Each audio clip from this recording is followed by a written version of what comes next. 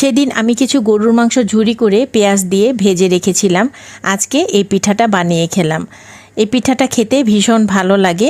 Just এটা হচ্ছে মূলত সমোচা, তো এটাকে পিঠা বললে দোষ হবে না। আর গ্রামাঞ্চলের মানুষ এটাকে কি বলে জানেন? অনেকের কাছে আমি এটা শুনেছি, এটাকে বলে সংসার পিঠা। তো নামটা মন্দ না, অনেকে বলে সংসার পিঠা।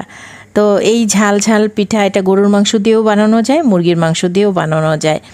তো আর চালের গুঁড়ি গরম পানি দিয়ে ডো বানিয়ে এই পিঠাটা তৈরি করতে হয়। ময়দা দিয়ে করলেও ভালো লাগে, কিন্তু চালের গুঁড়িটা বেশি মজা লাগে। তো আমি আজকে আমরা 4 জন মানুষ কিছু পিঠা বানিয়েছি, মন ভরেই খেয়েছি। একেবারে কম হয়নি, আবার খুব বেশিও হয়নি। পিঠাগুলো বানিয়ে ভেজে গরম গরম পিঠা বাচ্চাদের নিয়ে খেলাম, বেশ ভালো লাগলো আলহামদুলিল্লাহ।